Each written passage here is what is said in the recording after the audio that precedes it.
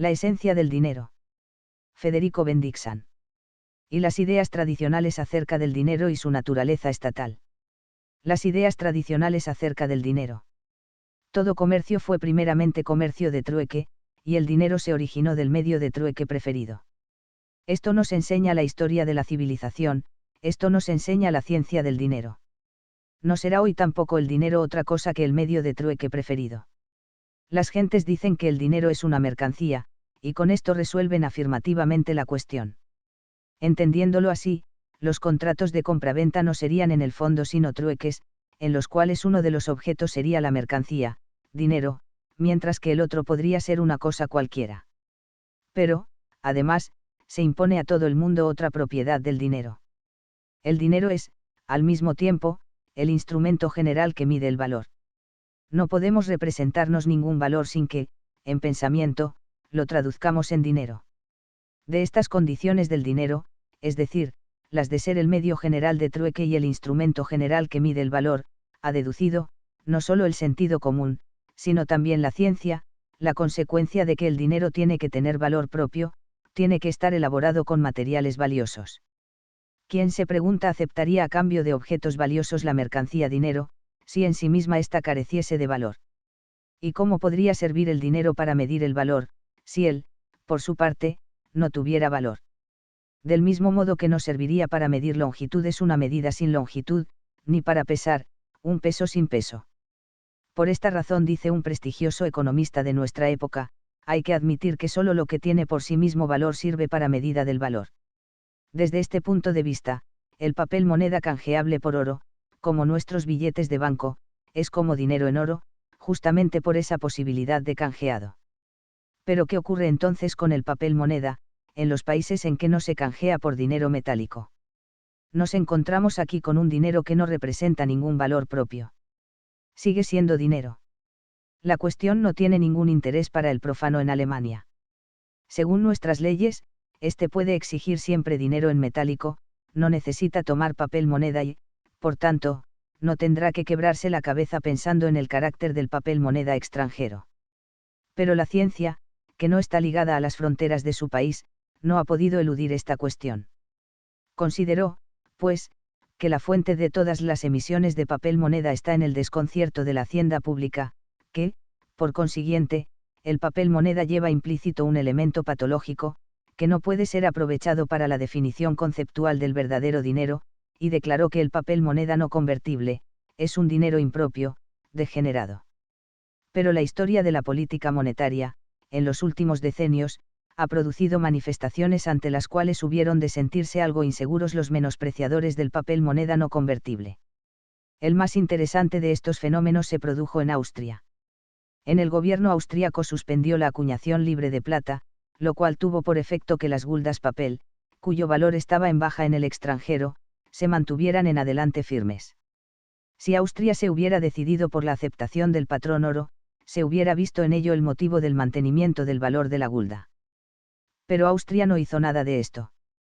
Conservó su moneda de papel, y la gulda papel mantuvo en Alemania un valor de alrededor de marcos, mientras al mismo tiempo el valor de las guldas de plata que continuaban en circulación, descendió hasta ponerse por debajo de un marco. De modo que, por decirlo así, el papel valía más que la plata. 14 años después, Austria, siguiendo la corriente de los tiempos, creó la corona, basada en el oro. Pero en el día de hoy no ha introducido aún la conversión en dinero metálico. Aún hoy, los billetes del Banco del Estado austríaco son papel moneda no convertible, es decir, con curso forzoso legal. Sin duda, existen también monedas de oro en circulación, pero el poseedor de un crédito no puede exigir el pago en oro, y, lo que es más extraño, la circulación mira estas monedas de oro con evidente repugnancia, hasta el punto de que en su mayor parte se han retirado a los sótanos del Banco del Estado. Por consiguiente, en Austria la circulación no le da ninguna importancia al valor específico del dinero. El que reflexione sobre la esencia del dinero, no puede pasar por alto este fenómeno, pues Austria es un estado que se encuentra a un alto nivel de cultura, y tiene una hacienda en buen orden. Si los hechos demuestran, pues, que el dinero sin valor específico presta los mismos servicios que nuestra moneda oro, habremos de preguntarnos, si no existe un error en nuestra idea tradicional del dinero. Audiolibro cortesía de la comunidad de audiolectores Filosofía y Letras. Búscanos en el canal de YouTube El Mundo de Arturo Garcés. Teoría estatal de Knapp. Hace apenas 2 años, es decir, se publicó un libro titulado La teoría estatal del dinero, de Jorge Federico Knapp, profesor de Ciencias Políticas en la Universidad de Estrasburgo. El libro hizo mucho ruido en el mundo de los especialistas, y encontró muchos contradictores. Por cierto que si algo resulta apropiado para demostrar la escasa consistencia científica de la doctrina hasta entonces dominante, y su incapacidad para explicar diversas manifestaciones de la vida real, son, sin duda, las recensiones de la obra, hechas con criterio de oposición, especialmente en la primera época que siguió a su aparición. Desde entonces se han acallado las críticas, sobre todo desde que Lexis, nuestra máxima autoridad en las investigaciones sobre el dinero y la política monetaria, ha reconocido y declarado los méritos del libro. Para decirlo desde luego, hay que tener en cuenta que Knapp es un teórico y no un hombre dedicado a la política monetaria. Quiere contribuir al mejor conocimiento, y no señalar nuevos caminos a la política monetaria. No ataca al patrón oro, antes por el contrario, se cuenta entre sus partidarios.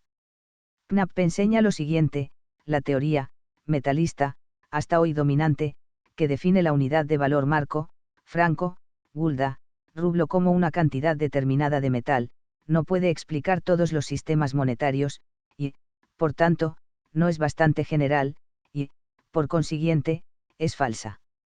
La prueba de ello está en la gulda austríaca, que hasta estaba desprovista de toda base metálica.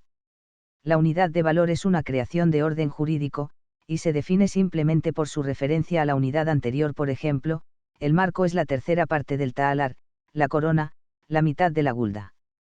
Por consiguiente, la unidad de valor no se define metalística, sino, nominalmente, y esto, lo mismo en los países de patrón oro que en los de papel moneda.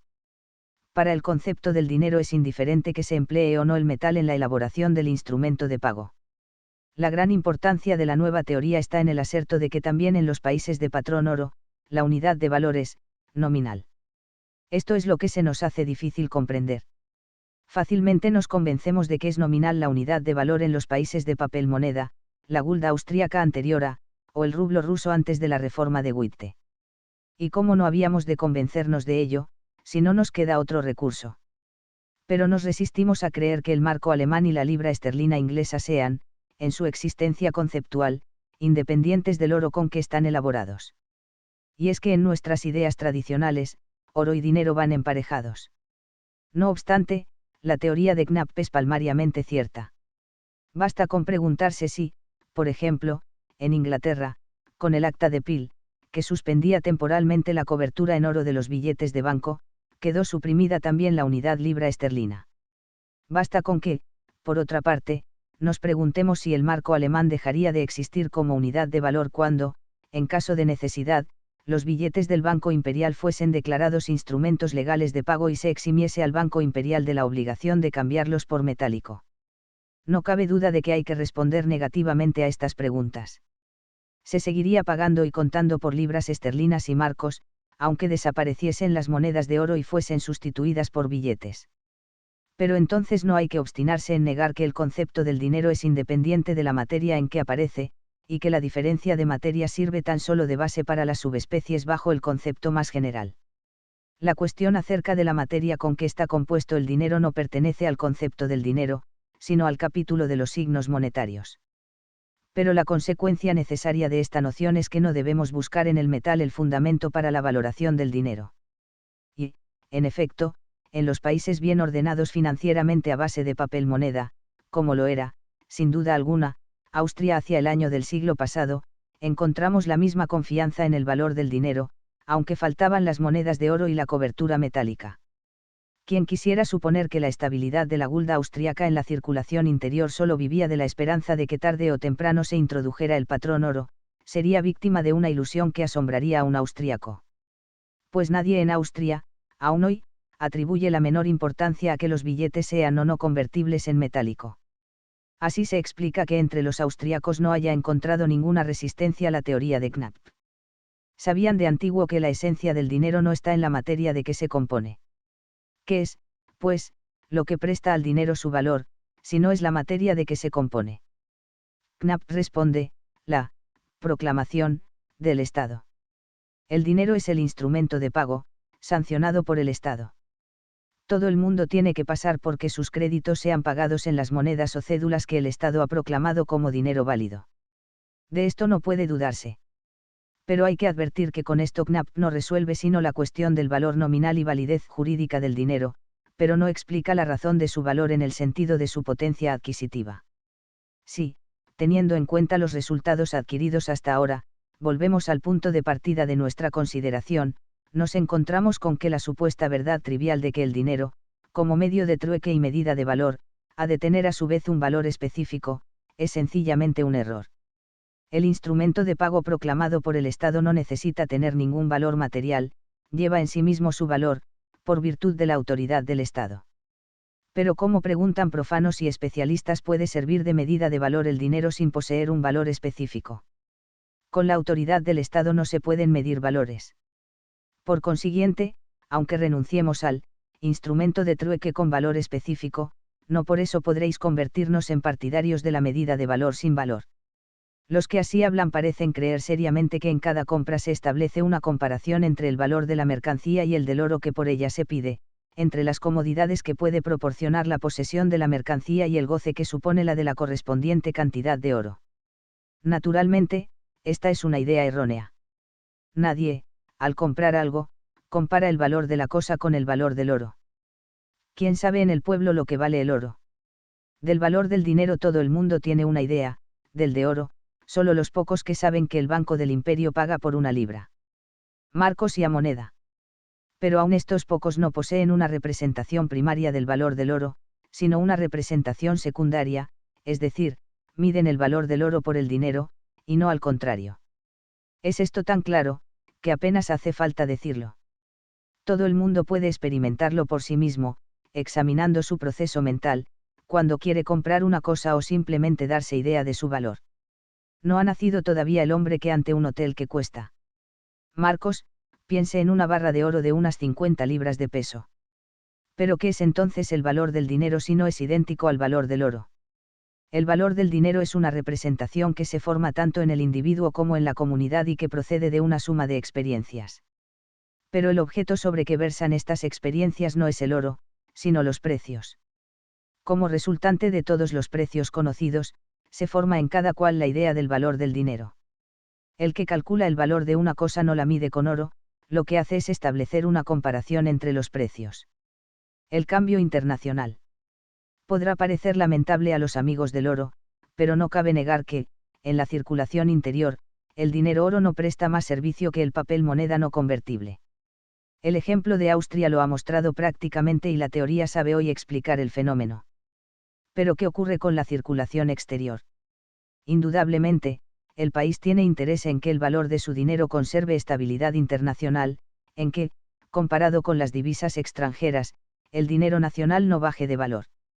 La estimación de una divisa extranjera se expresa en el curso de los efectos que circulan sobre el país extraño, y el curso es el resultado de la oferta y la demanda, cuyo volumen está determinado en cada caso por la balanza comercial o, mejor dicho, de pagos.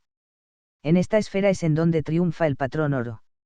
Si los dos países, Alemania e Inglaterra, por ejemplo, tienen patrón oro, el cambio no podrá subir ni bajar, o lo hará de un modo insignificante, de cierto límite el punto del oro, porque resulta más barato enviar oro, que pagar los créditos por encima del punto del oro. De esta manera, la posibilidad del pago en oro impide que la divisa nacional pierda valor en el mercado internacional. No obstante, este no es un remedio absoluto. Si un país continúa aumentando su deuda respecto de otro, poco a poco irán agotándose las existencias de oro, tanto en los bancos como en la circulación, y, finalmente, la cotización de la divisa extranjera subirá por encima del punto del oro. Pero antes de llegar a esto, el Banco Central habrá apretado el tornillo del descuento, es decir, habrá elevado el interés del dinero para moderar el espíritu de empresa en la nación y mover, por el espejuelo del mayor interés, a los capitales extranjeros a permanecer en el país. Así se protegen las existencias de oro y así se procura la vuelta de las circunstancias normales. Solo en épocas de catástrofes económicas y políticas puede fracasar alguna vez el remedio. El provecho que el patrón oro procura en el comercio internacional es tan considerable y evidente, que Austria y Rusia han tenido el sabio pensamiento de aprovechar tales ventajas, sin modificar, sin embargo, su sistema monetario. Ambos estados han conseguido su objeto, y ello por diversos caminos. El Banco del Estado austrohúngaro regula la divisa Londres en Viena, vendiendo y comprando a un cambio determinado efectos sobre Londres. Rusia encarga la regulación de sus cambios a la Casa de Banca Mendelssohn, de Berlín, por medio de la negociación de sus billetes. Así se combina el papel moneda nacional con la estabilidad del cambio exterior. ¿Cómo se presenta ahora la relación internacional entre el dinero y el oro? El dinero es la unidad nominal de valor, determinada por el Estado, y, en su concepto, no necesitada de incorporarse a ninguna materia. El oro es una mercancía transformable en signos monetarios, según disposiciones legales, y, por tanto, firme en su precio. El Estado, que tiene el patrón oro, es un negociante de supremo poder, que compra y vende el oro a precio fijo, y lo exceptúa así de las alteraciones de valor que sufren las demás mercancías por virtud de la oferta y la demanda. El oro es, pues, una mercancía que, por su existencia abundante y su valor fijo, se presta como ninguna otra para saldar las deudas de país a país, y forma, por tanto, el lazo de unión entre los sistemas monetarios que, por su naturaleza estatal, están ligados a las fronteras nacionales.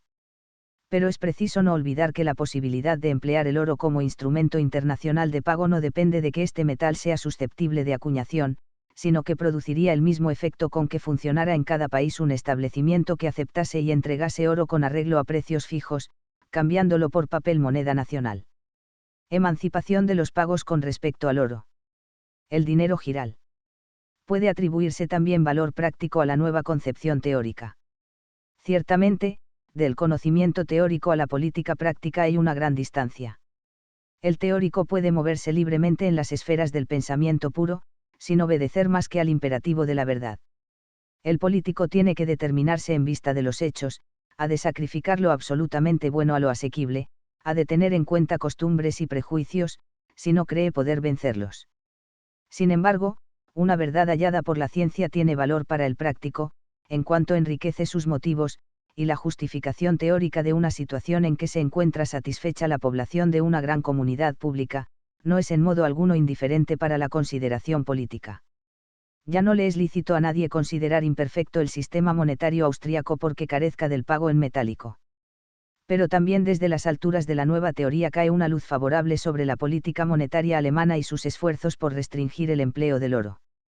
Desde que en todos los países civilizados ha quedado decidida la victoria del oro sobre la plata, nos encontramos en el curso de una nueva evolución, en la circulación, los pagos van emancipándose del oro. También en este punto es Inglaterra la nación que más ha progresado. Según los cálculos del director americano de la moneda, la circulación total de oro en Inglaterra, ascendió a unos millones de marcos, a los que hay que añadir unos millones guardados en el Banco de Inglaterra. En Alemania la reserva reunida en los bancos y cajas públicas era algo menor que en Inglaterra, y en cambio circulaban entre nosotros más de millones en oro, es decir, el doble que en Inglaterra. Es esta una riqueza muerta, que demuestra nuestro atraso en este punto. El Banco del Imperio persigue constantemente el fin de libertarla para que actúe eficazmente. Sabemos cuál es el instrumento de pago que representa preferentemente en Inglaterra el papel que entre nosotros la moneda de oro, es el haber en cuenta corriente. Cumple éste las funciones del dinero en tal grado que, en el sentido económico no en el jurídico, puede considerarse como dinero. De hecho, el haber en cuenta corriente, en un banco de emisión, es tan semejante jurídica y económicamente al billete de banco, que se confunde con él. Teniendo esto en cuenta, podremos designarlo con el calificativo de dinero giral. Pero hay una cosa en la que raras veces se para la atención, a pesar de que es, indudablemente, de la mayor importancia para la economía monetaria de un país, y es que estos créditos carecen casi de cobertura metálica. Y entonces surge la pregunta siguiente: ¿en qué consiste la ventaja del sistema inglés de cheques, respecto del pago con papel moneda no convertible, tal como está establecido en Austria? En la posibilidad de cambiarlo en oro.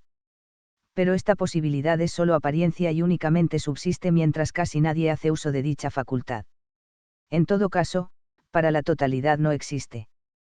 Compárese la suma de los depósitos ingleses millones con el oro existente en los bancos, deduciendo el destinado a cubrir los billetes unos millones. No creemos que se pueda basar nada sobre una cobertura en oro. Es el mismo fenómeno que en Austria. Del mismo modo que Austria se maneja con papel moneda inconvertible, Inglaterra lo hace con dinero giral no cubierto, y ello sin poner en peligro la confianza pública. Ciertamente en algunos momentos ha vacilado esta confianza y los depositantes han pedido tumultuosamente su dinero. Pero también este caso lo han previsto los ingleses con su sentido práctico. En Inglaterra, los billetes del Banco de Inglaterra son instrumentos de pago legales, no se les puede rechazar y pedir oro en cambio, como ocurre en Alemania con los billetes del Banco del Imperio. Por otra parte, como es natural, el Banco de Inglaterra está obligado a pagar en oro sus billetes y lo que sucede es que en épocas de crisis los bancos y banqueros, apurados, pagan exclusivamente con billetes. Entonces el Banco de Inglaterra es liberado, por una resolución del Parlamento de la Reserva Metálica, y cuando ha pasado la tormenta y se ha restablecido la confianza, el banco vuelve a restablecer a su vez su reserva metálica.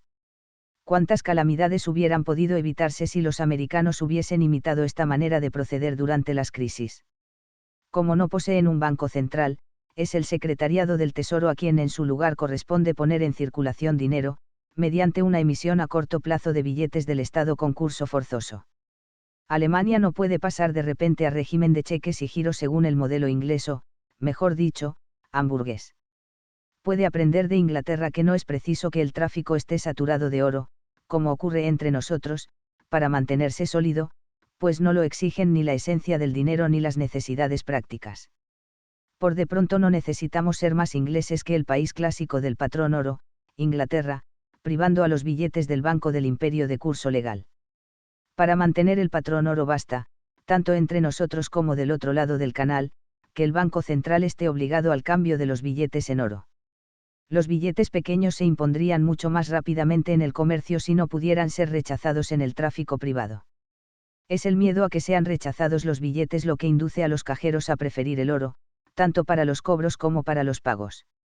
Cierto que fuera de desear que los billetes pequeños tuviesen un formato reducido y cupiesen con un solo doblez en el portamonedas, y, sobre todo, que estuviesen limpios. El Banco de Inglaterra no da por segunda vez un billete que toma. Los billetes alemanes son a veces tan sucios y malolientes como los papeles y documentos de un vagabundo. Pero mientras la circulación, saturada de oro, como se dice inexactamente, no haya entregado una parte esencial de su oro al Banco del Imperio, cabe pensar si los preceptos referentes a la cobertura metálica no podrían ser aliviados, al menos para conseguir que los billetes llenen la función que en Inglaterra desempeñan las cuentas corrientes o cheques no cubiertos. Me refiero especialmente al movimiento de capitales, a los pagos de intereses y alquileres al vencimiento de los trimestres, en cuya época se sacan del Banco Imperial, poco antes del término, grandes sumas que, a poco, vuelven a las cajas del banco. Estaría perfectamente justificada una disposición legal en virtud de la cual los preceptos referentes a la cobertura fuesen en esos días menos severos. Y todavía queda un punto que merece ser considerado aquí. Una vez que se ha visto que el patrón oro es ventajoso, de preferencia, por no decir exclusivamente, en el tráfico con el extranjero, y que el dinero existente en el Banco del Imperio no puede encontrar mejor aplicación que servir para regular la divisa Londres, en caso de exceder sobre el punto del oro, impónese el pensamiento de cuán adecuado sería transformar una parte de la reserva de oro en una existencia de efectos sobre Londres, con lo cual el mercado de cambios dispondría de un material conveniente para evitar el peligro de que fuese traspasado el punto oro. De este modo el resultado deseado se conseguiría con más seguridad y mayor rapidez que lanzando oro al mercado, y además se tendría la ventaja del interés producido por los efectos. Naturalmente habría que procurar entonces que estos efectos oro fuesen declarados legalmente tan aptos para la cobertura como el oro metálico. Consideración jurídica y económica del oro. Pero la significación de la obra de Knapp no está propiamente en su aplicación inmediata al campo de la política monetaria práctica. Pues para fundamentar las proposiciones que acaban de formularse, no se requieren conocimientos previos teóricos especiales, basta con observar atentamente la política monetaria de los países vecinos y tener capacidad para deducir la aplicación provechosa de los fenómenos dados.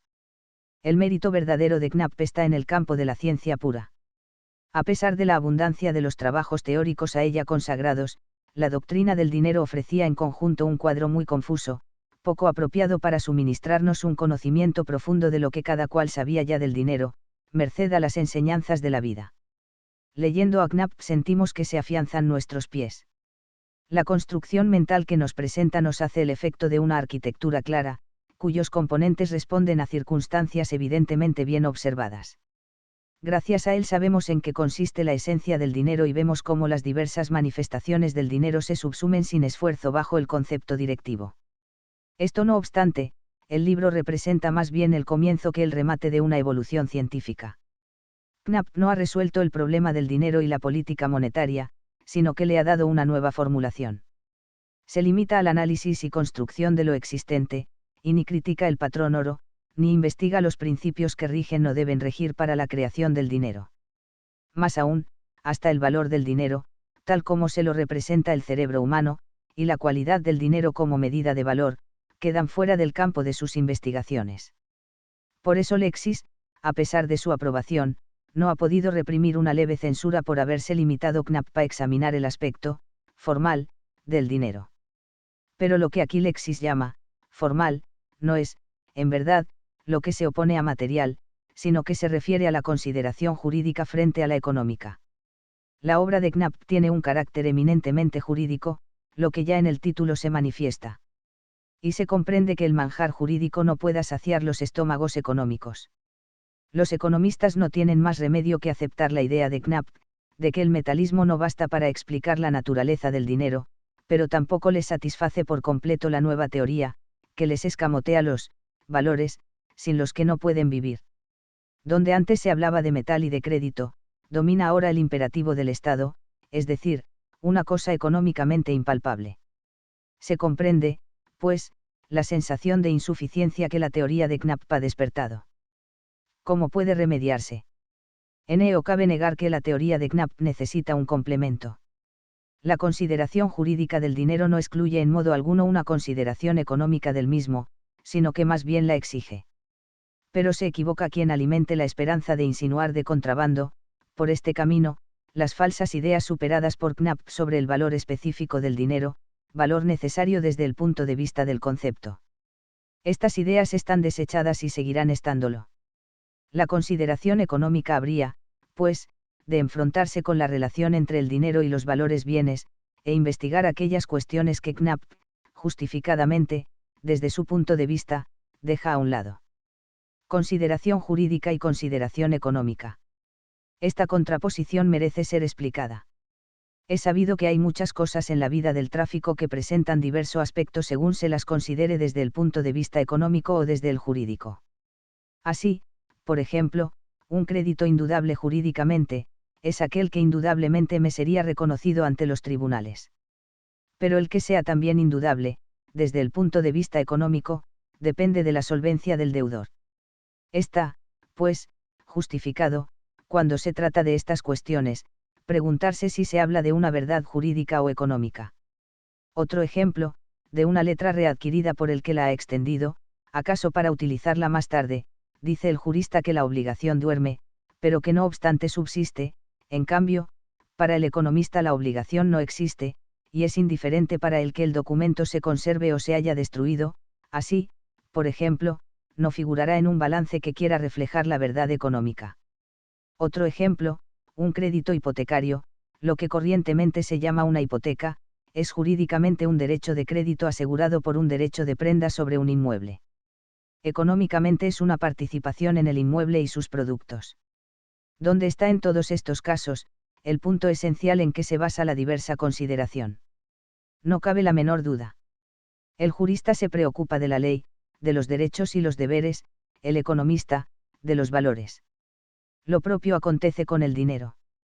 Para los juristas, el dinero es un instrumento de pago sancionado por el Estado, un instrumento para cancelar obligaciones jurídicas. Al economista no le interesan las obligaciones jurídicas, y, por tanto, tampoco los medios que sirvan para cancelarlas. Lo que le importa es la función del dinero en el encadenamiento de la vida económica. No pregunta tampoco por los imperativos del Estado, ni por su sanción. Lo que económicamente funciona como dinero, lo que en la circulación se acepta como dinero, eso es para el dinero. Por tanto, lo serán también las compensaciones en cuenta corriente, que, según la teoría estatal, no son dinero, sin duda, pero que económicamente constituyen dinero, dinero giral. El dinero estatal y el giral, vistos en una perspectiva económica, no son sino manifestaciones diversas del dinero, económico. Para el habituado a la bolsa, nada nuevo se dice con esto. La mercancía del mercado monetario, que se negocia diariamente al término que sea, manifiéstase principalmente en efectos ya y arabals. Hasta en la época más moderna parece que la línea directiva, en la consideración científica del dinero, no ha sido la distinción consciente entre el punto de vista jurídico y el económico. Por el contrario, no faltan en la literatura económica disquisiciones en donde ciertas ideas económicamente exactas son, refutadas, con argumentos jurídicos. Así, por ejemplo, la opinión, económicamente acertada, de que en el dinero hay un crédito de su propietario sobre ciertos bienes, es contradicha por un escritor de mentalidad jurídica, con explicaciones sobre la fuerza canceladora del pago y sobre la naturaleza jurídica del crédito, lo que viene a ser una confusión como la de la Torre de Babel. Desde que Knapp ha elaborado aguda y claramente la estructura jurídica del dinero, cabe esperar que, en lo sucesivo, nos veremos libres de confusiones conceptuales del género mencionado. La línea divisoria entre lo jurídico y lo económico está netamente trazada, el campo está deslindado y puede ya construirse una teoría económica del dinero, junto a la que establece jurídicamente sus bases en el Estado. 2. La naturaleza económica del dinero y la creación de dinero. Problemas de una teoría económica del dinero, doctrina de la creación de dinero. Solo la consideración económica del dinero descubrirá la esencia íntima de éste. El conocimiento de su evolución histórica, arrancando de su condición de instrumento de cambio valioso, no nos da aún noticia alguna de sus funciones en la vida económica. Tampoco el descubrimiento de Knapp, que nos muestra su figura dogmática como una unidad económica decretada por el Estado, resuelve el aspecto económico del problema del dinero. Se trata de investigar qué papel desempeña el dinero en la vida económica, para determinar después los fines a que sirve, y para darse cuenta de los defectos de que adolecen los sistemas monetarios dominantes. Pero ¿quién no se da cuenta del enorme progreso que representa la obra de Knapp, incluso para el conocimiento económico del dinero? Mientras la ciencia acataba el axioma de que el dinero había de poseer un valor específico, tenía que parecerle el patrón oro el punto culminante de la evolución. Su crítica era, a lo sumo, posible desde el punto de vista de los partidarios de la plata o de los bimetalistas. Solo desde el momento en que Knapp ha equiparado lógicamente al papel moneda, hasta entonces tan desdeñado, al dinero metálico, pisamos terreno firme para asentar sobre él una crítica monetaria fecunda. E inmediatamente surge la duda de si será en realidad más exacto, teóricamente, vincular el nacimiento de dinero nuevo a las contingencias de la producción metálica, o dejarlo a cargo de un establecimiento del Estado, que actúe movido por principios claros. Conviene repetir aquí lo que ya se ha indicado arriba, que el nuevo conocimiento teórico no puede ni debe traducirse sin más ni más en política práctica. Lo más insensato que pudiera hacerse, sería destruir por razones teóricas el patrón oro y considerar como quantité negligeable la profunda confianza del pueblo en el oro, en el cual ve el alemán el polo fijo en el fluir de los fenómenos de valor. Cada época tiene sus prejuicios y errores, el hombre de Estado no debe compartirlos, pero tiene que contar con ellos, si no quiere desencadenar graves daños. Y habrán de transcurrir varias generaciones antes de que las ideas groseramente intuitivas que el pueblo se forma, de la naturaleza del dinero cedan el puesto a otras más exactas y espirituales. Pero esto no quita para que la ciencia se esfuerce en sacar las últimas consecuencias y en preparar el triunfo gradual del conocimiento verdadero. Por consiguiente, el problema de la teoría económica del dinero consistiría en determinar cuál sea la esencia del dinero, según su función económica, y en desarrollar, partiendo de ella, los principios de la creación del dinero. Pero no de la creación del dinero tal como hoy se hace, sino tal como debiera hacerse para producir dinero clásico. Es dinero clásico el dinero que no está sujeto a alternativas de valor, y que, por tanto, no influye en los precios, de manera que, al producirse alteraciones de precio, haya que buscar el motivo por el lado de las mercancías y no por el lado del dinero. Estamos, pues, buscando el dinero clásico, de valor absolutamente inalterable. La historia enseña que el papel moneda ha experimentado las más enormes desvaloraciones. Esto, no obstante, en Austria, se ha visto que era superior a la plata en permanencia de valor. Por consiguiente, el fundamento de aquellas desvaloraciones no estaba en el material, sino en el exceso de producción de papel moneda. Pero también el exceso de acuñación lleva a la desvalorización del dinero metálico. La plata lo ha demostrado en nuestros días. En épocas anteriores, la revolución de precios en el siglo XVI, se refiere a las grandes cantidades de metal que vinieron de América. El concepto de inflación, esto es preciso notarlo, se aplica lo mismo a la inundación del mercado con signos metálicos, que a la exagerada actividad de las prensas productoras de billetes. La función económica del dinero. La elaboración completa de una teoría económica del dinero, no solo rebasaría con mucho los límites de este trabajo, sino también las fuerzas del autor. Pero no parecerá demasiada osadía desarrollar algunos razonamientos que acaso sirvan de material de construcción a la obra futura de quien esté llamado a ella. Si queremos descubrir la acción del dinero, hemos de hallar los principios sobre que se asienta, en los tiempos presentes, la vida económica, que lleva el nombre de economía monetaria. Si se pregunta cuál es la característica de nuestra vida económica, suele responderse usualmente con las palabras división del trabajo y cambio de productos. Pero ninguna de las dos expresiones abarca exactamente el aspecto económico de la cuestión, que es, sin embargo, lo que importa. La división del trabajo es más bien un concepto técnico que económico, y el cambio de productos no caracteriza el trabajo económico, sino el acto de entregar sus productos. Estas dos expresiones son designaciones imperfectas del único hecho importante económicamente, que el trabajo está destinado a servir a personas distintas del trabajador mismo, con lo que el cambio de productos se comprende por sí mismo. La característica de nuestra producción es el estar dirigida a las necesidades de otros, sean los que sean. El individuo trabaja para la comunidad. Todos para todos. Y lo que aquí se dice del trabajo puede aplicarse también al uso de capitales fijos. El capitalista pone a la disposición de otros su inmueble, su barco, sus máquinas, sus capitales, ya los posea solo, ya como copartícipe, accionista u obligacionista. No rinde trabajo, sino uso de capital, lo que económicamente es equivalente en el sistema de producción de la división del trabajo.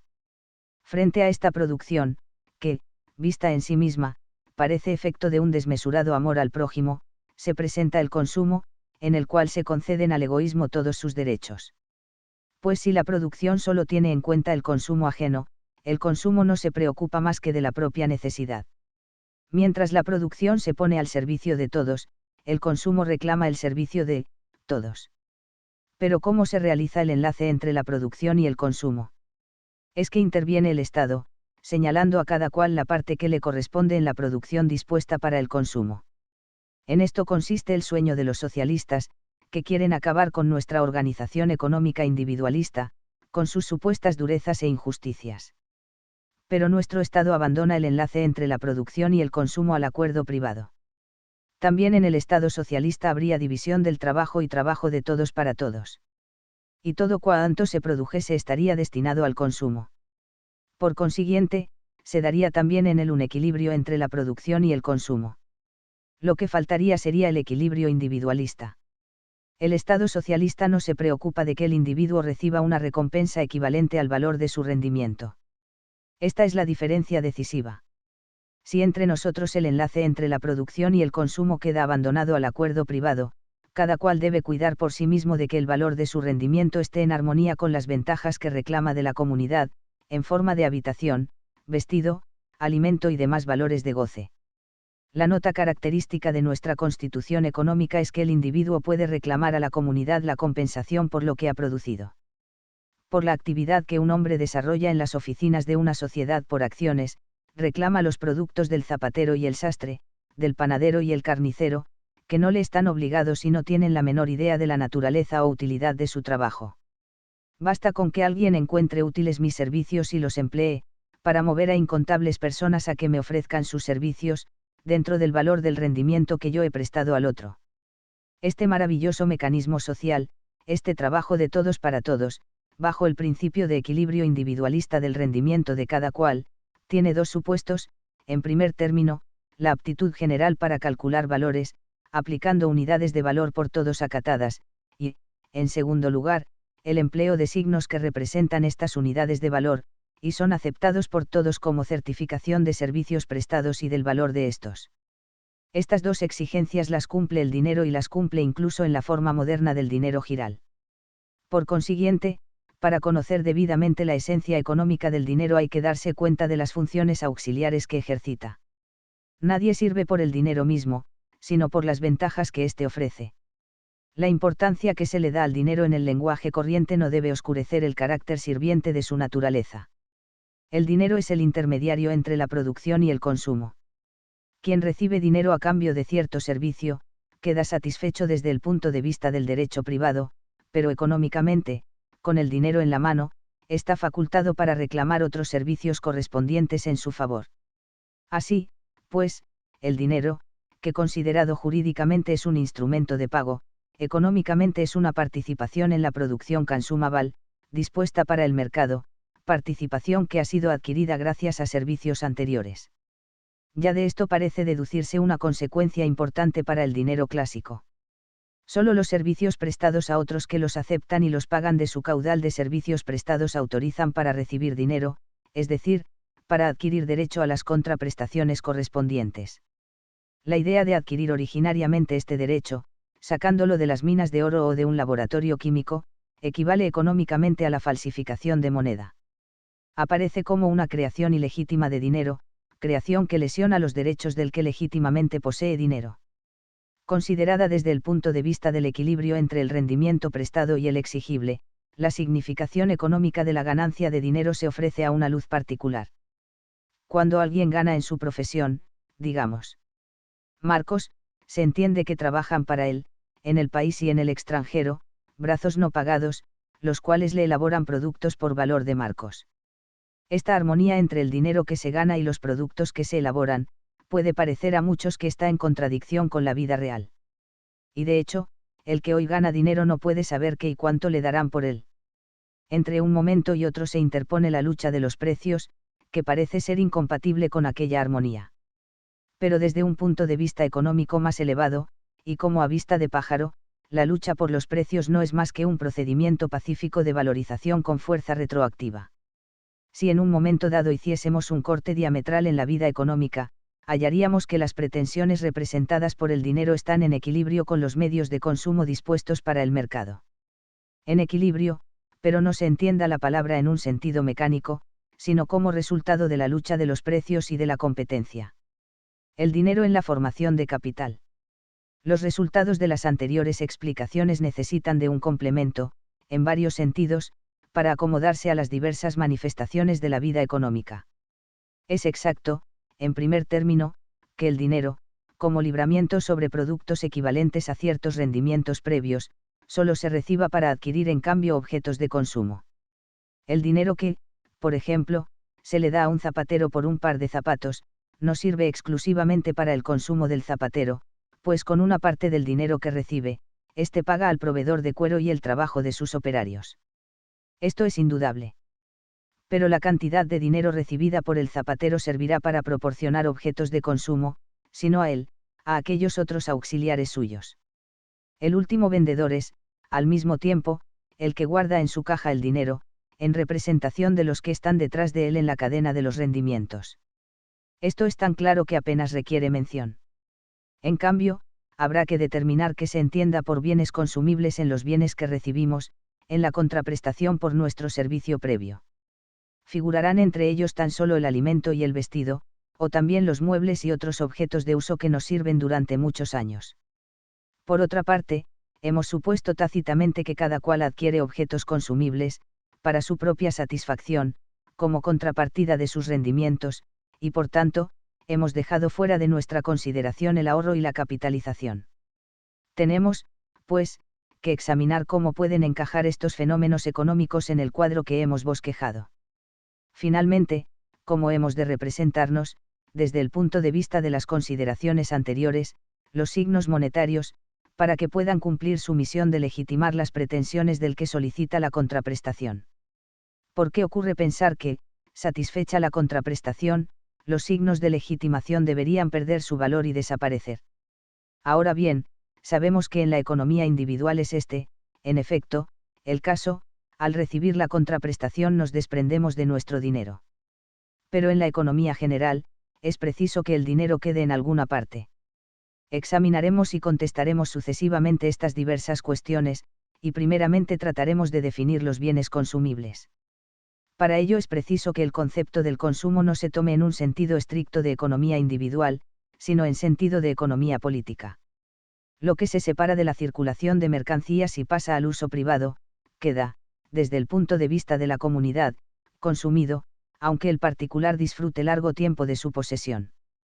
Por consiguiente, en el sentido que aquí les damos, deben considerarse como bienes consumibles todas aquellas cosas que se adquieren para el uso o tenencia particular, sin consideración a que en la economía privada puedan tener carácter de capital. Y no puede decirse que sea violenta esta definición del concepto. Seguramente ningún economista contará entre los ahorros de la nación el valor de los objetos de uso doméstico y personal. Si en el cuadro económico antes trazado solo aparecían como contraprestaciones los bienes consumibles, ello tenía que ser así, pues todos los ciudadanos trabajan unos para otros, sin que se llegue por eso al ahorro y a la capitalización. En el trabajo que forma capital, por medio del ahorro, encontramos un segundo grado de actividad económica, cuyo examen particular se recomienda en interés de la claridad, aunque no se deduzcan de él resultados especiales para el conocimiento de la naturaleza del dinero. Cuando hablamos de ahorro, no es preciso representarse el método anticuado de guardar el dinero en cajas y sacos. El que acumula dinero produce la consecuencia de que los bienes dispuestos para él aguarden en vano su despacho. Dificultades de mercado producidas por esta causa, no las conoce ya, afortunadamente, nuestra época.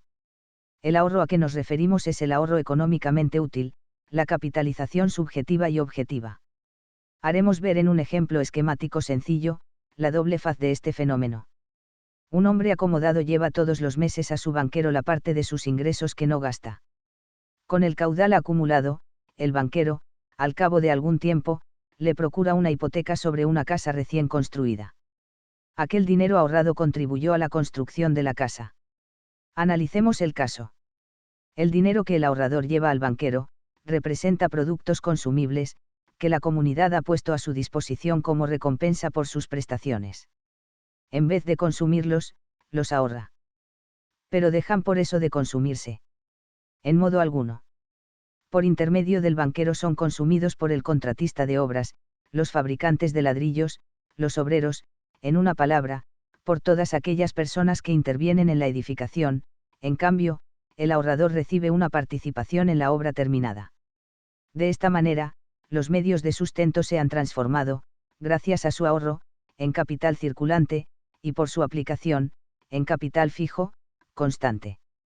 El dinero y la subsistencia se han trocado en hipoteca y casa. Fácilmente se ocurre hacer una pregunta. Los productos que crea la comunidad para un hombre acomodado, son, pues, de distinta naturaleza, que los apropiados para la satisfacción de las necesidades de un obrero. Esto es en sí exacto, sin duda alguna. Pero la organización económica cuenta con el ahorro, por lo cual produce para el ahorrador y pone a su disposición productos que, no él mismo, pero sí los que perciban sus ahorros, pueden consumir. Por consiguiente, y este es el resultado, también el dinero del ahorrador representa bienes de consumo, y asimismo, hemos de considerar los capitales circulantes como facultad de disposición sobre bienes de consumo. Al propio tiempo queda señalado con esto el puesto que en la vida económica ocupa el trabajo capitalizador. Es este de naturaleza secundaria, recibe su impulso de segunda mano. El trabajo originario es el servicio mutuo, con fines de consumo. Los panaderos, los zapateros, los sastres, los caseros, así como también los maestros, los médicos y los sacerdotes, son independientes de la potencia ahorrativa de la población. Ganan su sustento, aunque la población gaste todos sus ingresos sin ahorrar nada. Pertenecen al primer grado de la actividad económica. En el segundo grado están las profesiones a quienes el ahorro proporciona ocupación, el albañil, el arquitecto, el constructor de máquinas, etc. Su existencia está ligada a los ahorros de la nación. De este modo, el ahorrador es quien sustenta las profesiones ocupadas en el trabajo capitalizador. En la confusión de la vida industrial, esta división lógica no se percibe, e incluso las apariencias parecen decir lo contrario. Cuando, por ejemplo, con una cantidad considerable, que hemos ingresado, compramos un crédito hipotecario, nuestro capital circulante se transforma inmediatamente en capital fijo, sin pasar por el grado intermedio de la formación de capital, mientras que, por otra parte, la venta de valores puede transformar en circulante un capital fijo, entre tanto que, como es natural, no es posible volver a desmenuzar una casa y convertirla en los objetos consumibles que han servido para el sustento de sus constructores. La explicación de esta contradicción está en que, lo que desde el punto de vista de la economía privada parece ser transformación de capital, desde el punto de vista de la economía pública no lo es. Así como el capital fijo no puede convertirse otra vez en circulante, por lo cual las creaciones de dinero, a base de capitales fijos, son un contrasentido, tampoco el capital circulante puede transformarse en un momento en capital fijo. Para la economía pública, en ambos casos, lo que hay es simplemente un cambio de persona, que es indiferente, pero el capital fijo sigue siendo fijo, y el circulante, circulante. Se comprende fácilmente que en los objetos de consumo, que representa el capital circulante del ahorrador y que recoge el contratista, está contenido, no solo el sustento de los obreros de la construcción, sino también el de los proveedores. En la mercancía que compra el contratista, recibe productos de trabajo elaborados con los recursos del productor, es decir, empleando objetos de consumo que el productor ha tenido a su disposición. El contratista comprador paga con el dinero del ahorrador, es decir, con objetos de consumo, merced a los cuales el productor puede seguir produciendo. Rige aquí todo lo que queda dicho respecto a los productos de las industrias auxiliares, a que hemos aludido al comienzo de este apartado. Los capitales de explotación. Si el dinero del ahorro representa los objetos de consumo que se gastan en la construcción del edificio, resulta de aquí que el dinero tiene que desaparecer de la circulación con el mismo ritmo. Para la casa terminada, e incluso para los créditos hipotecarios que representan económicamente participaciones en la casa, no puede haber, pues, en la economía, ningún dinero correspondiente. Pero por experiencia sabemos que generalmente el ahorrador no se presenta en escena a adquirir su crédito hipotecario hasta después de terminada la casa. Por consiguiente, la casa no ha podido ser edificada con sus ahorros. ¿Con qué dinero se ha construido, pues? Llegamos con esto a la cuestión del capital de explotación. El capital de explotación es el predecesor del capital circulante ahorrado. Sirve para la edificación de la casa, prepara el sitio para el capital del ahorro y se retira para nuevas obras, en el momento en que aparece el dinero del ahorrador en forma de préstamo hipotecario. Al menos así aparecen las cosas, consideradas desde el punto de vista de la economía privada. El capital de explotación es un complejo transeúnte de valor, con vida individual. Pero para la economía política es esta una representación totalmente imposible. Ya sabemos por qué razón, el capital fijo no puede convertirse otra vez en circulante. El dinero del ahorrador, los objetos de consumo que están a su disposición, no entra en la casa terminada, sino que se convierte en nuevo capital de explotación con que el contratista sustituye al antiguo ya consumido. Pero no todo capital circulante está destinado a convertirse en capital fijo. Los medios de explotación de todas aquellas industrias, que tienen por objeto la elaboración de productos de consumo, son un capital circulante que se transforma a su vez en capital circulante de grado superior. El que quiere instalar una fábrica en un local alquilado, necesita, además de su sustento, los medios para poder pagar durante cierto tiempo el alquiler, las materias primas y los salarios, es decir, que tienen que existir en la economía general, y con la amplitud necesaria, objetos de consumo para el propietario del local, el productor de las materias primas y los trabajadores, y el dueño de la fábrica ha de disponer de dichos objetos capital circulante. Lo mismo que ocurría con la edificación de la casa, estos objetos de consumo son consumidos mientras se van elaborando los nuevos productos. La comunidad toma estos productos como contraprestación, pone a la disposición del fabricante, en forma de dinero, libramientos contra nuevos bienes de consumo para él y sus auxiliares. Con esto el empresario adquiere, desde el punto de vista de la economía pública, nuevo capital de explotación, al paso que desde el punto de vista de la economía privada, suele decirse que le ha dado una vuelta a su capital de explotación. No nos veríamos obligados a mencionar los capitales de explotación, si no se interpretase con tanta frecuencia mal su naturaleza económica, deduciéndose luego consecuencias equivocadas sobre la esencia del dinero. Para comprender la naturaleza de los instrumentos de explotación hay que considerar el dinero como representante de bienes. La opinión, que se atiene a la naturaleza sensible del dinero, no puede comprender el verdadero sentido de los instrumentos de explotación. Viendo cómo el dinero se transforma en mercancías y éstas a su vez en dinero, cree, según su experiencia, que la prosperidad general es tanto mayor cuanto más aprisa, rueda, el dinero. Así se explican tantos quebraderos de cabeza para apresurar la circulación del dinero y fomentar la prosperidad general. Encontramos aquí, una vez más, la confusión tan frecuente entre el síntoma y la causa. Lo que importa no es la rápida circulación del dinero, la velocidad de esta circulación resulta, naturalmente, de la producción y del consumo, exactamente igual que la circulación de las fichas en los juegos de naipes o la teneduría de libros en los negocios. Solo allí donde todavía se practica el culto del atesoramiento, tienen razón de ser las excitaciones para que se ponga en movimiento el dinero. La actividad económica no es un ciclo de valores, sino una alternativa de producción y consumo. Ni los años retornan en giro circular, ni los trabajadores inválidos resucitan en forma de muchachos, ni pueden revivir los valores consumidos. Esto es evidentísimo, pero dadas las ideas confusas actuales, en que se mezcla y confunde la imaginación con la realidad, no dejará de ser útil recordarlo alguna vez. El dinero clásico, la letra y el billete de banco. Estamos ante el problema de determinar la naturaleza del dinero clásico y el modo de su creación. Pero antes queremos resolver una duda. Prescindiendo de las funciones indicadas, no desempeñará, además, el dinero una función especial en los traslados de capital.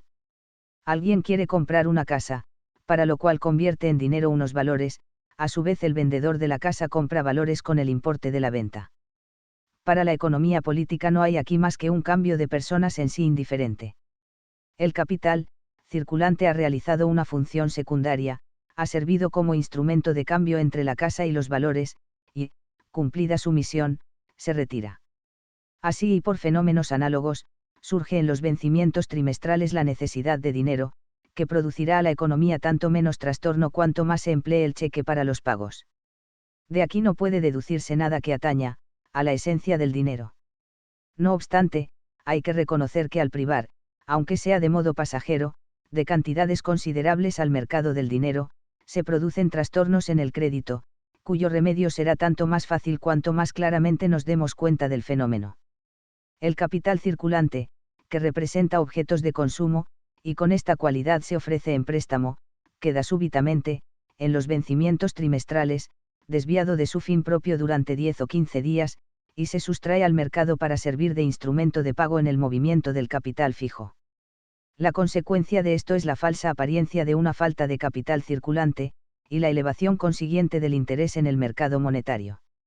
No producirá ningún trastorno en la economía general el crear dinero a plazo corto, con arreglo a la cuantía de lo que, según la experiencia, aumenta la necesidad de numerario en los vencimientos trimestrales, sin alterar el interés vigente. Pero pasemos a la cuestión que propiamente nos interesa. Según todo lo dicho, ¿qué requisitos han de exigirse al dinero clásico y a su creación?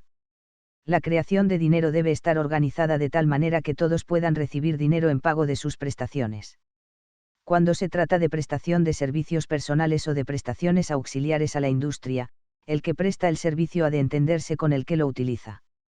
Por consiguiente, este es el que tiene frente a la comunidad el derecho a reclamar signos monetarios para aquel.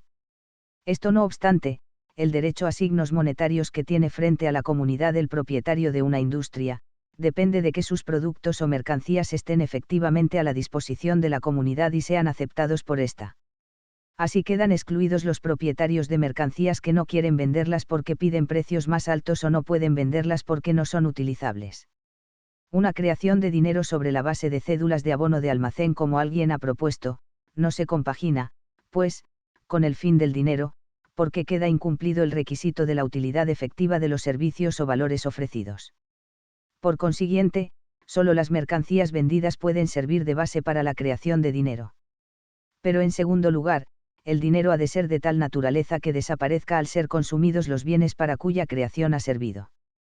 Representando bienes de consumo, no puede sobrevivir a ellos.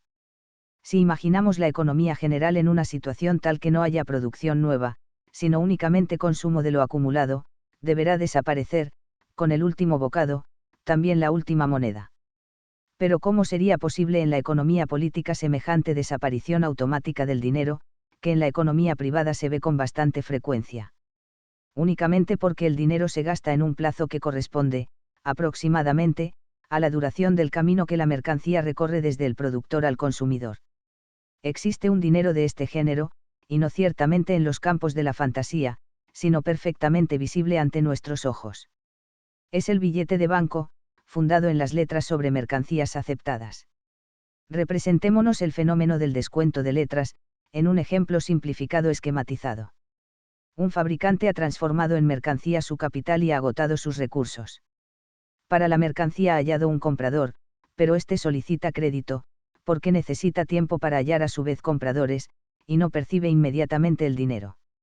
El comprador, en estas condiciones, acepta una letra a 3 meses, letra que el fabricante descuenta en el banco. De este modo, el fabricante obtiene de nuevo dinero, puede comprar materias primas, pagar a sus obreros y producir nuevas mercancías.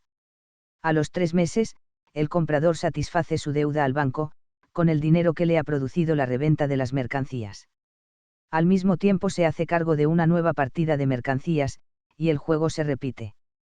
Hay que darse cuenta clara de que el crédito que en este caso pide el fabricante al banco, es muy otra cosa que la ayuda que se le otorga a alguien para salir de un apuro corriente de dinero. Supuesta, como es natural, la confianza en las firmas, la letra aceptada significa que el fabricante ha realizado y entregado un trabajo útil a la comunidad. Esta prestación le da derecho a la contraprestación, y ello inmediatamente, pues al mismo tiempo que él ha dado su trabajo, han sido laborados por la incansable comunidad los objetos de consumo que han de garantizarle el sustento a él y a sus obreros, durante la prosecución del trabajo, y que están esperando el despacho. Si la comunidad niega la contraprestación inmediata, el trabajo del fabricante tiene que detenerse, y la comunidad ha de verse privada de sus productos, los obreros se quedan sin pan, y las subsistencias para ellos dispuestas no se venden. Por consiguiente, el descuento de la letra interesaba, no solo al fabricante, sino también a la comunidad. Y no se objete que el fabricante hubiera podido recurrir al capital privado. Aparte de que también los particulares que descuentan tienen abierto el camino del banco oficial, hay que reconocer que aquí se trata de un crédito para cuya satisfacción no se necesita ningún género de capital. Ahora bien, existe la tendencia a considerar como axiomático el principio de que las necesidades de crédito, solo con capital pueden ser satisfechas. El que hace a otro un préstamo de dinero, pone a su disposición el derecho que tiene a recibir prestaciones de la comunidad, derecho que de momento no necesita hacer efectivo. Es, pues, preciso que tenga a su disposición más contraprestaciones que las que necesita para su sustento o, dicho de otro modo, tiene que haber ahorrado, es decir, tiene que disponer de capital circulante. Lo mismo ocurre en el caso de que se preste sobre contraprestaciones a plazo. De esta regla no se exceptúa el Estado, cuando aparece concediendo créditos.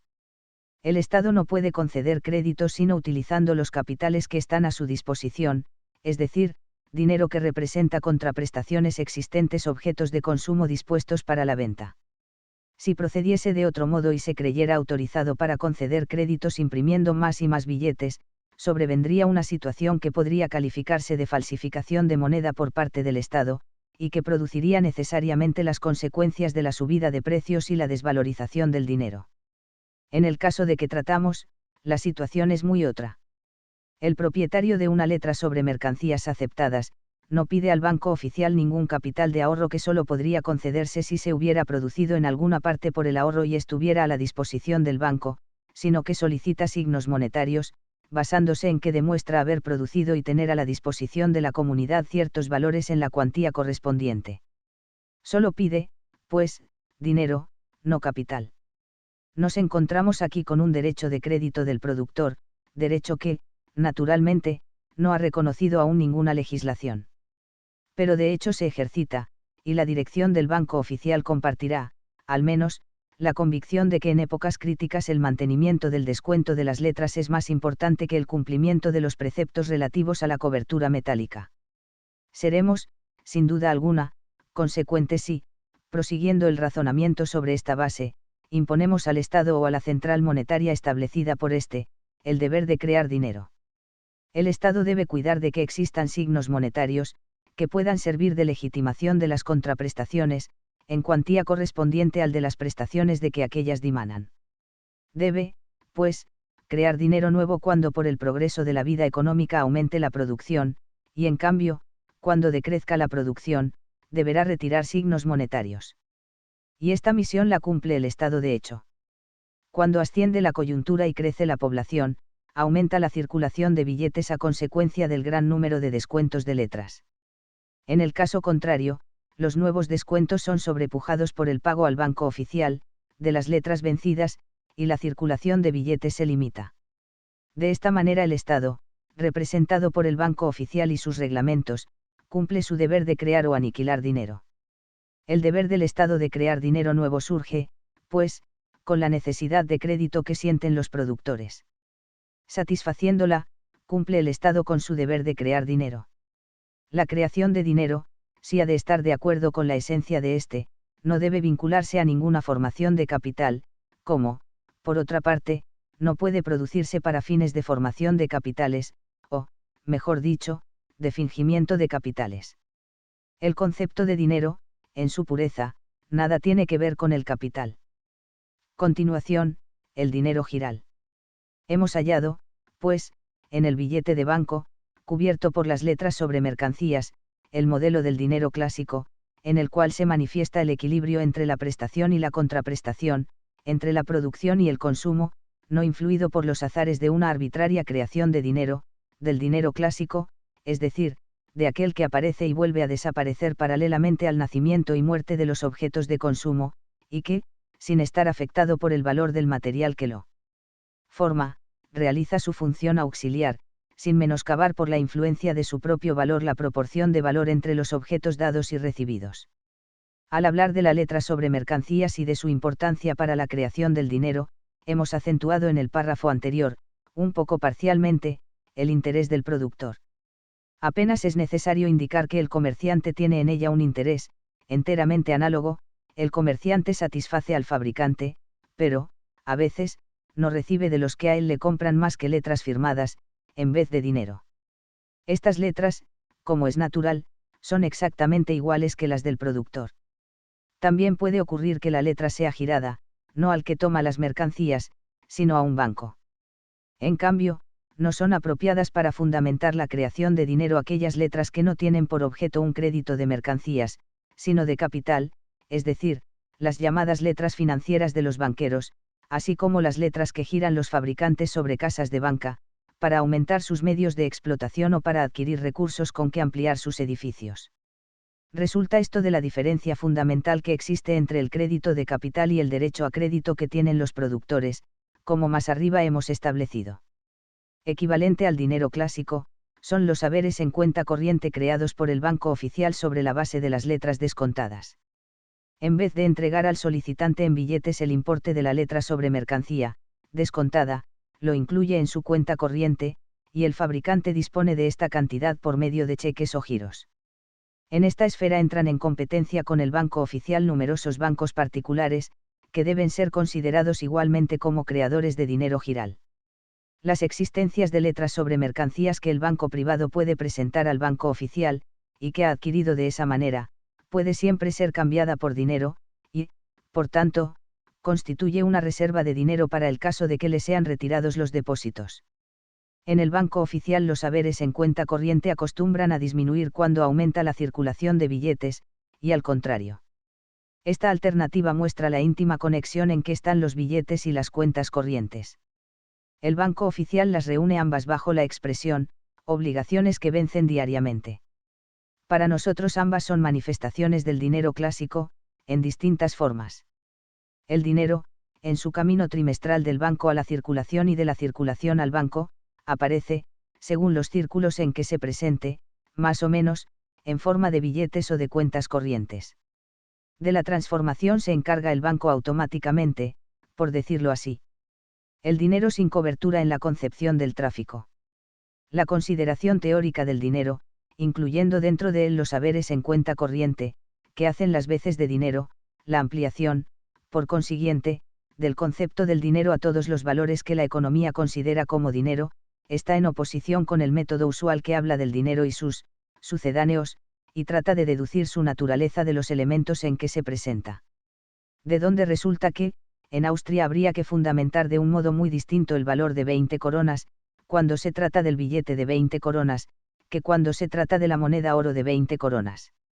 Pero así como estas explicaciones artificiosas, e inexactas además, resultan extrañas e incomprensibles para el hombre sencillo que a diario tiene que manejar dinero, así también el método que aquí hemos seguido puede ostentar la pretensión de responder, no solo a la naturaleza del funcionamiento económico, sino igualmente a las intuiciones de la vida. El que tiene una cuenta corriente y está habituado a disponer de su importe por cheques o giros, como dispone del dinero de su portamonedas, no comprenderá nunca que su cuenta corriente sea económicamente cosa distinta del dinero metálico. Claro está que, en primer término, para demostrar lo acertado de su manera de ver, dirá que el banco está dispuesto a abonarle en metálico, a petición suya, el importe de su cuenta. Pero aun cuando se le explique la incapacidad del banco para responder ni a una mínima parte de semejantes pretensiones, no por eso se intranquilizará. Pues hasta los más reflexivos ven con indiferencia la falta de cobertura metálica. ¿Por qué? Porque a simple vista se ve que la máquina económica funciona perfectamente en tal situación, y entonces se piensa que todo debe estar bien arreglado, aunque no se acabe de entender el misterioso mecanismo. En una palabra, el público, o dicho más bellamente, el pueblo, reconoce como verdadero dinero los billetes y las cuentas corrientes, a pesar de la falta de cobertura. Legos y legisladores se encuentran aquí, en el fondo, ante una alternativa clara, solo que no quieren reconocerla. La cuestión es sencillamente esta: o las letras sobre mercancías son apropiadas para servir de base al dinero clásico, y entonces lo son ilimitadamente, sin consideración a su cantidad y a la cobertura en oro que eventualmente puedan tener, o no lo son, y, en tal caso, hasta la más mínima emisión de billetes, a base de letras sobre mercancías, sin plena cobertura de oro, constituye un error de política monetaria, una creación de dinero falso, contra la cual tendrían razón de protestar enérgicamente los poseedores de dinero bueno. Sabemos que la verdad está en la primera parte de la alternativa, y sabemos por qué. El legislador alemán no quiere tomar ninguna decisión. Pero en la práctica, la circulación sigue nuestra manera de ver, no consciente, pero sí intuitivamente. Todo el mundo sabe por qué hay que defenderse contra los monederos falsos. Se les castiga con particular severidad, no por el engaño de que hacen víctima a los que toman sus productos falsificados, sino por el atentado que cometen contra la comunidad. Adquieren derecho a bienes dando por el dinero falso, dañan a los legítimos poseedores de dinero, a cuya disposición están exclusivamente las mercancías puestas a la venta, penetran, pues, como intrusos en su círculo. Un Estado en quiebra, que paga sus deudas con cédulas de curso forzoso, actúa de hecho como un monedero falso. Los legítimos poseedores de dinero tienen que tolerar la intrusión de las gentes con dinero nuevo, las mercancías suben al olor de la demanda, los precios llegan a la mayor altura, disminuye el poder adquisitivo del dinero. Es como si a una mesa dispuesta para un número determinado de comensales se sentasen algunos intrusos. Los demás verían disminuida su ración. Menguan las cuotas que corresponden a los propietarios legítimos de dinero. Por consiguiente, en toda economía, el poseedor de dinero y el que espera poseerlo tienen el mayor interés en que, injustificadamente, no se disminuya el valor de su dinero por creación pública o privada de dinero nuevo. Y si el único dinero verdadero fuese la moneda de oro, ¿cómo es que los que poseen dinero de oro no se oponen al empleo de sucedáneos, a la emisión de billetes de banco, no completamente cubiertos con oro, y a la circulación de cheques y giros, que se hace casi sin cobertura metálica? Porque, al contrario, su actitud reconoce estos sucedáneos como verdadero dinero. Sencillamente, porque los poseedores de dinero en oro no se fijan propiamente en el oro, sino solo en la función del dinero, que sirve para facilitar a su poseedor la adquisición de bienes, y en modo alguno creen tener ningún privilegio sobre los poseedores de billetes o dinero giral. Se ve, por lo dicho, como la vida misma justifica la concepción aquí expuesta de la esencia del dinero. 3. Crítica monetaria y reforma del Banco Imperial. Progresivo conocimiento de la esencia del dinero. Es en alto grado singular hasta qué punto la legislación bancaria alemana y la administración del Banco Imperial responden a la concepción de la esencia del dinero aquí expuesta. Esto es tanto más extraño cuanto que los especialistas y los legos, en la época en que se produjo la legislación bancaria, no habrían visto en esta concepción del dinero sin duda más que una herejía peligrosa y propia para apartar los ánimos del patrón oro, única fuente de bienaventuranza, y seducidos a que aceptasen una moneda de papel. Todavía hoy no cabe esperar que se imponga tan pronto el conocimiento de la naturaleza simbólica del dinero. Presentase enfrente la fe casi religiosa en la fuerza mística del oro, fortalecida en justificada lucha contra el bimetalismo, y que reúne en una misma creencia a los fieles de todos los países con patrón oro. Una poderosa columna de oro parece sustentar la techumbre de nuestro edificio económico nacional, la afirmación de que la valiosa columna no tiene objeto, pues la construcción se mantiene en pie por sí misma, toca a sentimientos completamente distintos y mucho más hondos que los puros intereses técnicos. Siglos posteriores podrán llamar a nuestra época la época del fetichismo del oro, y considerarán como sumo deslumbramiento la lucha por el oro, que América, desprovista de discernimiento económico, ha desencadenado en los últimos tiempos en el mercado monetario europeo. Pero llegará el momento en que se vea claro. Ya se ve venir el tránsito a una concepción más racional entre nosotros y en el extranjero. De todos los sistemas monetarios, el más progresivo es el austriaco. En Austria la necesidad actuó de maestra. De una depredación monetaria, consecuencia del desorden de la hacienda pública, ha salido un sistema de papel moneda saneado, que disfruta en el país de plena confianza. No hace falta esforzarse para convencer a un austríaco de la naturaleza simbólica del dinero. Pero también Alemania está en buen camino, y esto, más que por el progreso del conocimiento teórico, por la práctica del Banco Imperial y por los gérmenes susceptibles de desarrollo que en nuestra legislación bancaria se contienen. Tiene una importancia incalculable el hecho de que la ley del Banco Imperial admita letras como cobertura de las 2/3 partes de los billetes en circulación. En esto nuestra legislación es muy superior a la inglesa, que en principio exige la completa cobertura en oro. Pero debiera verse claro que nuestra legislación responde, aunque con una limitación, a la verdadera naturaleza del dinero, y que frases como la elasticidad de la emisión de billetes, que solo pueden referirse a conceptos de goma, o como la de las llamadas necesidades del tráfico, ni explican nada, ni justifican nada. Pero lo que constituye un gran progreso en el camino indicado es la distinción consciente que hace el Banco del Imperio entre letras sobre mercancías y letras financieras, negando a las últimas el descuento. Descansa esta diferencia de trato en la justa consideración de que se hace mal uso de la creación de dinero cuando ésta sirve para fingir capitales que no existen. Alemania está en el mismo estadio que Inglaterra, en lo que se refiere al empleo del dinero de cuentas corrientes sin cobertura. Nuestro Banco Imperial se esfuerza con todo ardor en aumentar el empleo de giros y cheques. Basta imaginar este proceso, continuado hasta sus últimas consecuencias, para reconocer que, incluso bajo la dominación del patrón oro, el oro podría desaparecer casi totalmente de la circulación. En la misma dirección caminan los esfuerzos del Banco Imperial para conseguir habituar al público a los billetes pequeños. El empleo exuberante del oro en el tráfico debe ser limitado para concentrar este metal en el Banco del Imperio, en donde puede prestar muchos mayores servicios para mantener el valor de nuestra divisa en el mercado mundial. La oposición que hicieron algunos miembros del Reichstag a la emisión de billetes pequeños, parece un anacronismo. La ingenua creencia de que el papel es malo y el oro bueno, creencia que hace 10 años impidió que los billetes del imperio recibiesen la consideración de moneda de curso legal, hubo de oponerse una vez más al uso general del papel moneda. Esperemos que será por última vez, pues la necesidad de libertar la creación y circulación del dinero respecto de los lazos del metal, reduciendo el oro a la función de instrumento internacional de pago y protegiendo el mercado interior de los azares de la producción extranjera de oro y del hambre de oro de los estados extranjeros, irá haciéndose cada día más fuerte en el transcurso de los tiempos. Crítica de los patrones metálicos. Quien quiera comprender en toda su pureza la esencia del dinero ha de convencerse de que dar un valor propio a los signos monetarios es contradictorio con el concepto. Pues el dinero no tiene por objeto hacernos gozar o enriquecernos con el material de que está compuesto, sino servir de intermediario que nos permita adquirir las contraprestaciones a que tenemos derecho por nuestras prestaciones anteriores. La elaboración de signos monetarios, hechos con oro o con otros metales valiosos, constituye una recaída atávica en la economía de trueque, hace mucho tiempo superada, o dicho de otro modo, es una supervivencia rudimentaria de aquella época.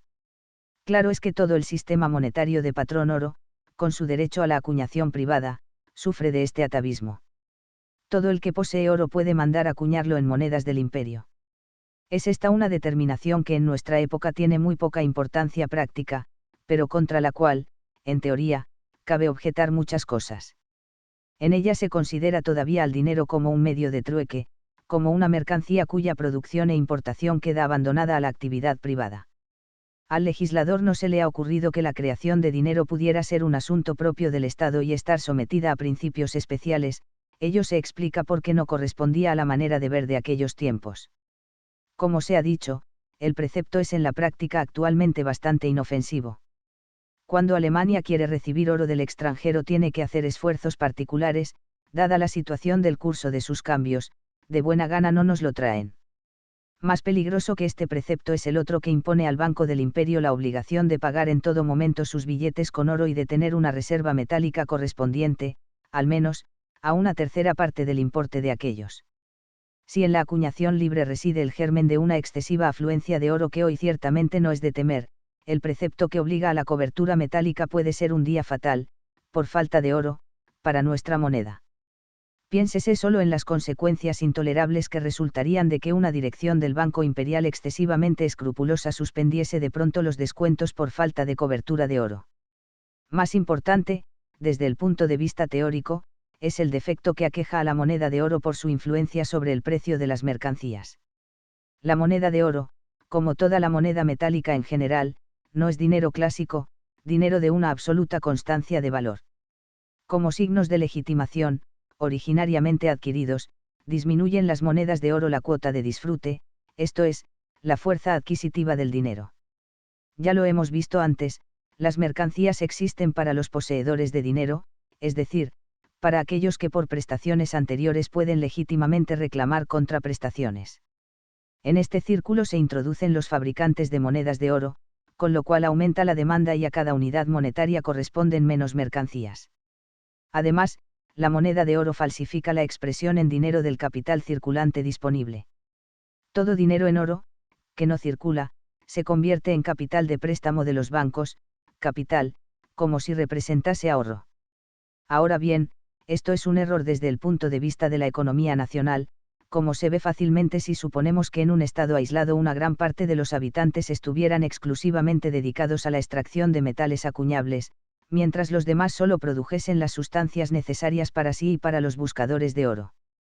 Entonces los tesoros de oro se acumularían en los bancos, produciendo la falsa ilusión de un capital circulante, que en modo alguno existiría. El dinero en el interior del país es siempre un capital muerto, un capital parado, que no produce intereses. Esto no obstante, puede ser útil tenerlo acumulado, pero solo adquiere valor verdadero al ser exportado.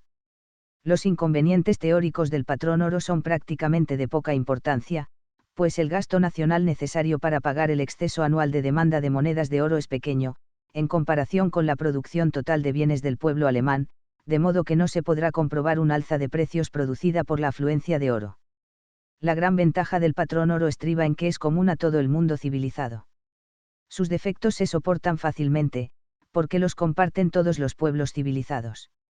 La producción de oro es una industria garantizada por todo el mundo. Todos los estados que tienen un sistema monetario de oro compran a un precio determinado la cantidad de metal que se les ofrece, este es el único fundamento del valor constante del oro. Dado el gran número de clientes, el negocio marcha prósperamente, ninguno se queja de que se le ofrezca mucho, antes al contrario, muchos quisieran tener más de lo que se les da. Alemania alimenta la industria del oro con unos 100 millones de marcos anuales. A esta cantidad asciende, próximamente, su importación de oro. Sus recursos se lo permiten, a pesar de que solo al extranjero aprovecha esa importación, pues el oro que extrae no es nada. Pero si llegara una época que sanase de la locura de Midas creencia de que el oro es riqueza y cerrase sus casas de moneda, el oro sufriría el mismo destino que la plata. El papel sería más valioso que el oro. Sobre los países que aún conservasen el patrón oro precipitaríanse torrentes de este metal, expulsando las mercancías y los valores productores de interés, hasta que la incesante desvalorización del dinero, que se manifiesta en los precios, pero aún más en los cursos del cambio extranjero, obligase a cerrar las casas de moneda también en aquellos países, es decir, acarrease el fin del sistema patrón oro. El práctico puede sonreír, incrédulo, ante la perspectiva de semejantes eventualidades. Al teórico debe aparecérsele empero la evolución indicada como algo evidente. Crítica de la creación de papel moneda. La moneda divisionaria. Hemos dicho que el oro era capital fijo, salido del trabajo. Antes de que los obreros se pongan a trabajar el mineral de oro, es preciso que exista capital circulante, es preciso contar con subsistencias ahorradas. Consumiendo las subsistencias, se va haciendo el valor, extrayendo el oro, transformando el capital circulante en fijo. Pero, a pesar de ser el oro inconsumible y de constituir capital permanente, sirve en figura de dinero para representar bienes consumibles, capitales circulantes. Este es el irracionalismo que ha convertido el problema del dinero en un laberinto. Se ve cómo los bienes que se compran con dinero, nacen y perecen, mientras que el dinero desde el punto de vista de la economía mundial, no de la privada, es imperecedero. El error fundamental que hay en esto ha sido cometido también en emisiones de papel moneda. En un estado financieramente desconcertado, el remedio a que primero se acude es la emisión de papel moneda. Las consecuencias de ello son, constante y naturalmente, primero una yield sobre el dinero metálico, luego su desaparición completa y una gran desvalorización del papel moneda. De estas consecuencias lamentables se ha hecho siempre responsable la materia papel de que está hecho el dinero. Pero injustamente. La historia del sistema monetario austriaco desde enseña muy otra cosa. El mal no está en el material de la moneda, sino en el hecho de que la emisión de dinero no corresponda a una producción de mercancías. Existe en la historia una demostración clara de que solo las mercancías y no los capitales permanentes pueden servir de base a las emisiones de papel moneda. Me refiero a los famosos asignados de la Revolución Francesa. No se crea que este papel moneda estaba en el aire, fundábase en los miles de millones que valían los bienes de la Iglesia, de que se había apoderado el gobierno. Pero esta fundamentación, excelente desde el punto de vista del valor, no evitó la completa desvalorización del dinero. Pues lo que con el dinero se quería adquirir eran subsistencias, al paso que los bienes de la Iglesia no eran por su naturaleza consumibles. Es extraño que Norteamérica emita aún hoy papel moneda sobre la base de capitales fijos. Los billetes de los bancos nacionales están, en efecto, basados en empréstitos públicos. Esto demuestra que en los Estados Unidos se desconoce la naturaleza del dinero. Si no resulta de aquí ningún inconveniente, es porque, en primer lugar, no es muy considerable la cantidad de billetes, y, además, por la circunstancia de que, en cambio, falta la emisión de billetes basados en letras sobre mercancía, de manera que el dinero se produce sobre una base falsa, pero no con exceso. Por lo demás, no quedan agotados con esto los defectos del sistema monetario americano. En Alemania no se permite la emisión de billetes sobre la base de capitales fijos. El Banco del Imperio puede con sus propios recursos, o con los que de otro modo disponga, conceder créditos de capital sobre pignoración de efectos en papel, pero no puede alimentar la circulación de billetes sobre bases de este género. Este precepto de la legislación del Banco Imperial implica un sentimiento exacto de la naturaleza del dinero. En cambio, con una ingenua falta de principios se procede aún a la creación de la moneda divisionaria. Según las necesidades que se suponen, atribuyendo una determinada cuota por cabeza de población, se acuña moneda divisionaria de plata, níquel, cobre. La ganancia que con ello se obtiene, es decir, el valor nominal de la moneda divisionaria, deduciendo el valor de metal y los gastos de acuñación, va a parar al tesoro del Estado. Nos encontramos, pues, con una creación de dinero, sin la base de letras sobre mercancías, base que es necesaria en los billetes y en los cheques, y sin un valor metálico correspondiente. El provecho que obtiene el Estado de la acuñación de la moneda divisionaria no es muy grande, en verdad, pero cualitativamente, equivale a la ganancia que los estados en mala situación financiera sacan de emisiones de papel moneda sin cobertura o de empeoramiento de la moneda. Por esta razón, no debiera pedirse nunca que se aumente la acuñación de moneda de plata, sin suprimir al menos la ganancia que obtiene el Estado. Lo acertado sería observar para la emisión de moneda divisionaria las mismas normas que para la emisión de billetes, es decir, confiarlas al banco oficial y exigir que estuvieran cubiertas según el mismo criterio que aquellas. Todas las ganancias que obtiene el Estado de la creación del dinero van en contra de los principios y son peligrosas para el valor del dinero. Los ingresos que afluyen al Estado con su intervención en la moneda, vienen en detrimento de la comunidad. Pues de alguna parte ha de proceder esa ganancia, aun cuando el perjudicado no note la pérdida. Mas, ¿en qué consiste dicha pérdida? En una desvalorización imperceptible. Nadie puede desear que esta desvalorización del dinero se haga perceptible, aunque solo sea en una insignificante desviación del curso de las divisas en contra nuestra. Por de pronto, traería consigo un alza en el descuento bancario. Así, pues, es necesario oponerse a todas las ganancias que obtiene el Estado en la fabricación de dinero. Pero menos todavía querrá nadie conceder dichas ganancias a los accionistas del Banco Oficial. Ya explicaremos al final de este trabajo cómo puede evitarse este dilema. La crisis de concentración del oro. En épocas de escasez de dinero y alta tasa de interés, como las que ahora tenemos ante nosotros, suelen brotar una multitud de proyectos, tan bien intencionados como mal meditados, para remediar las dificultades monetarias.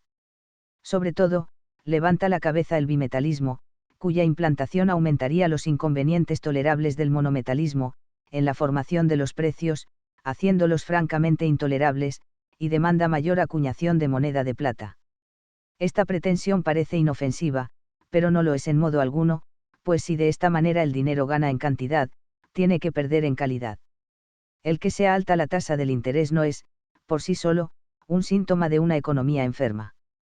Si no tenemos otro dato que el de que en un país determinado rige una tasa alta del interés, nada sabemos por de pronto de su situación económica. Pues el interés alto no siempre significa escasa formación de capitales, puede ser producido también, a pesar de existir una formación normal de capitales, por las demandas que un poderoso espíritu de empresa hace al mercado monetario. Todo el comercio, incluso el comercio con la mercancía dinero, empleada para préstamos, esto es, capital circulante, supone una subasta tácita. El precio se determina, en primer lugar, por la necesidad de dar salida a la mercancía, esta, por tanto, se ofrece. Pero, al propio tiempo, rige la ley de que solo llega a manos de aquellos para quienes tiene el mayor valor económico. Estos son los que ofrecen por ella el más alto precio. De esta manera, el organismo de nuestro tráfico impide el empleo ineconómico de sus productos. Transportada al mercado monetario de nuestra época, la tasa alta del interés significa que los capitales circulantes existentes encuentran un empleo tan lucrativo, que aquellas empresas, que solo pueden contar con un rendimiento más modesto, no pueden de momento ser implantadas. Y esto no es un indicio de mala situación económica, sino, por el contrario, de prosperidad. Esto no obstante, tiene también su reverso la situación descrita. A todas las transformaciones económicas, por mucho que redunden en beneficio de la comunidad y de numerosos individuos, van unidos graves perjuicios para otras existencias. No siempre les es factible a los comerciantes y artesanos mantenerse, compensando con una subida de precios el encarecimiento del crédito. A menudo tienen que sufrir grandes pérdidas. Pero lo más importante es lo que sigue. Cuando la tasa del interés sube en el interior del país por encima de cierto límite, el extranjero encuentra ventajoso acudir en auxilio de nuestra necesidad de capitales. Entonces nos hacemos deudores del extranjero. Debemos una compensación por el aumento de importaciones. Así, el exceso de importaciones sobrepujó en millones de marcos al del año anterior. Ahora bien, tener deudas crea una relación de dependencia. Esto hemos tenido que experimentarlo ahora precisamente del modo más amargo. Inglaterra exigió por diversas causas la devolución del dinero adelantado. La consecuencia fue que el tipo de descuento del Banco Oficial subió vertiginosamente. Pero esto no nos sirvió de nada, pues el Banco de Inglaterra hizo lo propio. El curso de los efectos a la vista sobre Londres excedió considerablemente al punto de oro.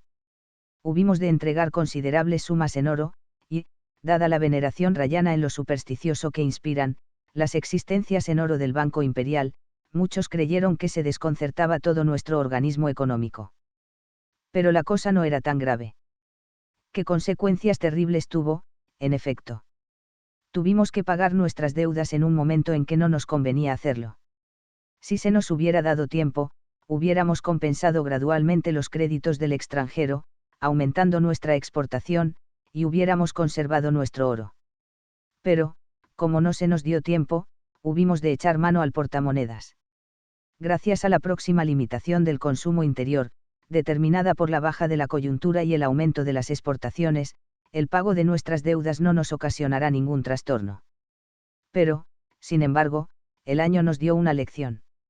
Ha puesto ante nuestros ojos los inconvenientes de las deudas al extranjero, y al propio tiempo ha hecho ver las ventajas que en épocas semejantes ofrecería tener en posesión del Banco Imperial una cantidad firme de créditos contra el extranjero. Pues no habrá dificultad en admitir que la situación de nuestro mercado monetario no hubiera ofrecido, ni con mucho, un aspecto tan crítico, si Inglaterra se hubiese presentado en el mercado de capitales alemán, no como acreedora, sino en busca de empréstitos para sus clientes americanos. No es exacto que, como se ha dicho, se trate aquí de una crisis de oro y no de una crisis de crédito. Como hemos visto, nos encontrábamos ante una súbita negativa de crédito por parte de Inglaterra y de Francia. Los ingleses no nos retiraron el crédito porque de pronto nos hubiésemos convertido en acreedores dudosos, sino porque ellos mismos necesitaban dinero para llenar los vacíos que habían producido las retiradas de oro de los americanos. Pero entonces, no habrá sido el oro que hacía falta en América el que determinó la crisis. Tampoco esto es exacto. Lo que faltaba no era oro, sino signos monetarios, fuesen de oro, plata o papel. Y aun estos existían, solo que, a causa de una crisis general de la confianza, fueron retirados de la circulación. Por consiguiente, los americanos no buscaban en el mercado inglés de metales el oro que les faltaba, sino material para la fabricación de nuevos signos monetarios, material que resultará superfluo y volverá a Europa tan pronto como el dinero escondido reaparezca, a la superficie. No puede deducirse de estos acontecimientos la consecuencia de que la cobertura de oro fuera insuficiente. En cambio, es cierto que semejantes épocas son apropiadas para dar relieve a la idea de que la cobertura de oro necesita una aplicación más adecuada. Pues precisamente en los momentos de escasez de dinero es cuando se manifiesta con particular claridad la cualidad del oro, en su función de instrumento de pago internacional, representando créditos sobre el extranjero.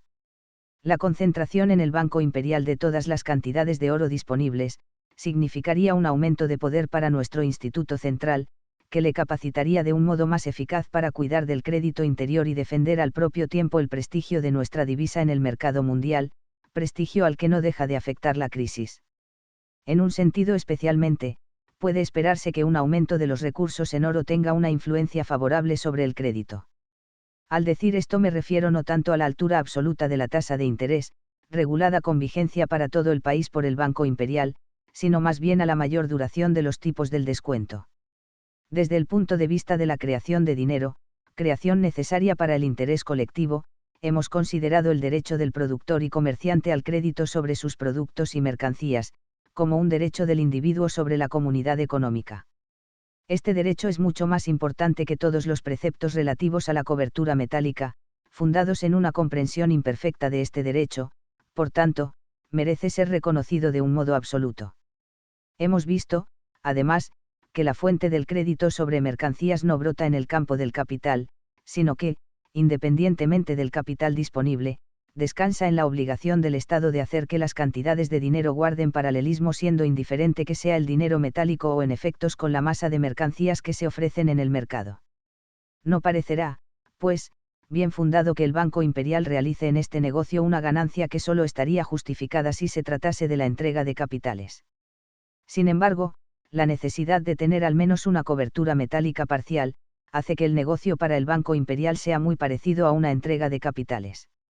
Además, el que recibe el crédito cuenta con la tasa del descuento y la ha incluido al fijar el precio, en su cálculo, en virtud de lo cual no siente como una desventaja la deducción del interés, y, finalmente, si se abaratara considerablemente el descuento, se aumentaría peligrosamente la tentación de servirse singularmente del crédito sobre mercancías, para la adquisición de capital. Se obra, pues, cuerdamente no modificando las costumbres actuales, tanto más cuanto que el interés del Banco Imperial suele ser más bajo que el que se paga por préstamos. Por consiguiente, si hay que aceptar el descuento de letras en su tasa absoluta, no perdemos la esperanza de que algún día se consiga, ya que no suprimir, reducir al menos a una medida bastante menor que la actual, los trastornos de la vida económica producidos por las muchas alteraciones en la tasa del descuento. Pero mientras se siga manteniendo la cobertura en oro y la convertibilidad de los billetes en metálico, lo que más justificadamente podría servir de fundamento a esta esperanza sería el aumento de las existencias en oro del Banco Imperial. Si estas existencias han aumentado algo así como millones, Por la extensión de los giros y el mayor empleo de los billetes, las disposiciones del Banco Imperial se mueven en una esfera tan amplia, que unos cientos de millones más o menos no importan. Perdería importancia la necesidad de encarecer el crédito por consideraciones a la cobertura, se abriría la posibilidad de vencer de un modo mucho más fácil que hoy un periodo de escasez de dinero y de satisfacer, sin elevar el descuento, la mayor necesidad de dinero que surge en otoño incluso en los años normales. Así la concentración en el Banco Imperial de todas las existencias de oro alemanas, puede corregir ampliamente los defectos que el patrón oro tiene en la esfera de la creación de dinero, mientras la emisión de billetes se haga depender de la existencia de una cierta cantidad de oro. Reforma del Banco Imperial. Repito que nada podría ser más insensato que revolucionar nuestra legislación monetaria, fundándose en consideraciones teóricas, por acertadas que éstas fuesen. Esto solo podría recomendarlo un radicalismo que careciese de compresión, tanto para la evolución histórica, como para los imponderables de las ideas populares. Además, el momento actual estaría muy mal elegido para realizar modificaciones radicales, aun cuando solo fuera pensando en el extranjero, elemento tan importante en este aspecto, ya que la mala situación de nuestras divisas, durante los últimos meses, está aún fresca en la memoria de naturales y extranjeros, y la situación de las finanzas en el imperio actualmente no es para fortalecer la confianza de las naciones extranjeras en la sabiduría y solidez de la política monetaria alemana. De momento solo puede tratarse de algunas mejoras en nuestra legislación bancaria, mejoras que dejen intactos los fundamentos de nuestro sistema monetario, el patrón oro con libre acuñación privada y la convertibilidad en oro de los billetes de banco. Puede perfeccionarse sobre esa base nuestro sistema, según el modelo que nos ofrece la legislación y administración de otros estados, donde ya ha producido buenos efectos probados. En este sentido habríamos de repetir la propuesta, hecha anteriormente, de que los billetes de banco alemanes prescindiendo, como es natural, del deber de conversión del Banco Imperial fuesen reconocidos como medio de pago legal, de manera que, como los billetes del Banco de Inglaterra, no pudiesen ser rechazados en la circulación. Además, que las letras sobre el extranjero, pagaderas en oro, se contasen en el Banco del Imperio como cobertura de oro. Y, finalmente, que el precepto que obliga a cubrir la tercera parte en oro fuese completado con un, en lo posible, de manera que no pueda hacérsele al Banco Imperial el reproche de violación de ley, por una falta de oro como la que puede producirse, de un modo completamente inocente, en los vencimientos trimestrales. La mayor circunspección, conservando en lo posible lo existente, es obligada cuando se trate de poner mano en la constitución del Banco del Imperio para mejorarla. Las columnas sobre que descansa el edificio son de una solidez completa, inalterable aún en los tiempos más difíciles. El problema de organizar un banco central, de modo que puedan evitarse al mismo tiempo una intervención fiscal desmesurada y los efectos de la codicia privada, no puede ser mejor resuelto que como se ha hecho, creando el banco con recursos particulares y confiando su dirección a funcionarios del imperio. Por tanto, aunque sin tocar a estos elementos fundamentales, queda planteada la cuestión de si, en lo demás, la letra de la ley bancaria se acomoda en todos los puntos a las exigencias actuales. Está en la naturaleza de todas las instituciones humanas el encontrarse en un constante cambio. Las leyes no hacen nunca más que fijar la situación y las convicciones de la opinión pública, en las épocas en que fueron decretadas. La evolución de un órgano tan enraizado en toda la vida económica del pueblo entero como el Banco Imperial, no puede contenerse en los artículos de unas leyes. Con el cambio de los tiempos, cambian también las necesidades del tráfico y la misión del Banco Central. De este modo, lo que eran derechos pueden trocarse en deberes. Una dirección del banco, que tenga conocimiento económico y el valor de la responsabilidad, sigue por propia iniciativa las exigencias del momento. Pero esto no ha de impedir que nos demos cuenta de que la ley se ha quedado retrasada. Nada más característico, en este sentido, que el hecho siguiente, el derecho de emitir billetes y descontar letras es sentido, desde hace mucho tiempo, por el Banco Imperial como un deber que tiene que cumplir frente al tráfico, y del que no podría eximirse sin provocar los más graves trastornos. Pero la ley bancaria habla todavía del derecho del Banco Imperial a emitir billetes, en la medida de su tráfico. En general puede afirmarse que el Banco Imperial, tal como se nos presenta en la práctica de sus funciones, ofrece un cuadro de perfección mucho mayor del que cabría esperar por las leyes que le rigen. Se aparece ante el público, a la luz de una utilidad indiscutible, como una empresa sobre cuyas decisiones no pueden ejercer una influencia que redunde en daño del bien común, ni los intereses públicos ni los privados. En cambio, según la ley, es más bien un instituto de ganancia, teniendo en cuenta la multitud de negocios para los que está facultado, pero no obligado, instituto, además, que ha recibido un privilegio para la explotación del tráfico monetario, y que, en pago de él, tiene que aportar grandes sumas al Tesoro Imperial. Es peligroso hacer del tráfico monetario fuente de ingresos para el Tesoro, pero en casos de necesidad, y cuando fracasa el crédito del Estado, no puede eludirse a veces, y es por ello disculpable. Esto no obstante, el Imperio alemán debería renunciar a semejantes ingresos, o mantenerlos, al menos, en el marco de un impuesto normal sobre la renta. Unos millones ha recogido el Tesoro el año por su participación en la ganancia anual y por la contribución sobre billetes, es decir, un por sobre millones de crédito del Banco Imperial. Si fue necesario mantener el descuento bancario en el año a tan gananciosa altura, e indudablemente lo era a juzgar por la situación general, esas ganancias, que no fueron exigidas a los clientes del Banco Imperial para fines de impuestos, no debían desaparecer en las arcas del Estado, sino emplearse en mejorar la situación del dinero y del crédito, bien aumentando la reserva de oro o adquiriendo efectos extranjeros, bien sacando de ellas los recursos para extender el sistema de giro, según el modelo hamburgués. Lo mismo que la exorbitante participación que se atribuye el fisco, contradicen la naturaleza colectiva del Banco Imperial los dividendos aumentados, por medio de los cuales los accionistas sacan provecho del encarecimiento del crédito. Las empresas de utilidad común solo permiten rentas fijas a los capitales en ellas empleados. Los dividendos oscilantes colocan al actual Banco Imperial en la falsa situación de una institución de ganancias, interesada en que aumenten las dificultades generales del crédito. Por consiguiente, debe considerarse como un fin, al que hay que tender, el de libertar al Banco Imperial de la complicación con intereses fiscales y privados, en que se encuentra aún hoy, según la ley vigente, y convertir en verdad legal el espíritu de servicio a la comunidad, que caracteriza a su dirección, y bajo el cual se presenta ante nuestros ojos. El medio para esto consiste en fijar un contingente a las ganancias, y en constituir con los sobrantes no repartidos una reserva de la que puedan salir los gastos que se requieran para las mejoras deseables, en materia de moneda y crédito. Llegar a determinar de un modo justo los dividendos de los accionistas, no creemos que ofreciera grandes dificultades.